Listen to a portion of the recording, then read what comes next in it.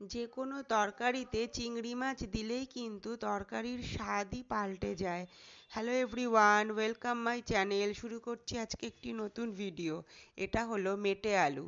মেটে আলু আমি আগে কখনো খাইনি। আজকে মেটে আলু দিয়ে বানাচ্ছি একটা নতুন ধরনের রেসিপি। খেতে কিন্তু দারুণ টেস্টি হয়েছিল। আজকে আমি বানাচ্ছি মেটে আলু, চিংড়ি মাছ আর এমনি আলু দিয়ে একটি তরকারি।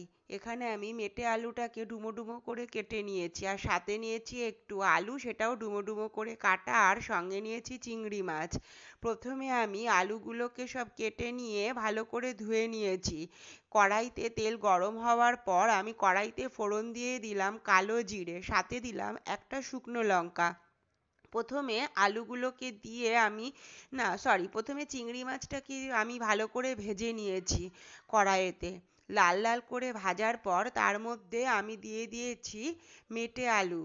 মেটে আলুটাকে দিয়ে তারপরে আমি এমনি রাঙা আলুটাকেও দিয়েছি, দিয়ে ভালো করে ভেজে নিয়েছি, মানে কষিয়ে নিয়েছি। তার মধ্যে আমি পরিমাণ মতো নুন, হলুদ আর লঙ্কা বাটা দিয়েছি। এখানে শুকনো লঙ্কাটা আমি জাস্ট ফোড়নের জন্য দিয়েছি, আর আমি কিন্তু লঙ্কা বাটা দিয়েছিলাম, এখানে চেরা লঙ্কা দিইনি। লঙ্কা বাটা দিয়েছি আর ভালো করে কষিয়ে নিয়েছি। আমি চিংড়ি মাছে শুধু হলুদ দিয়েছিলাম, আবার একটু নতুন করে হলুদ দিলাম, আর সাথে দিলাম জিরে গুঁড়ো।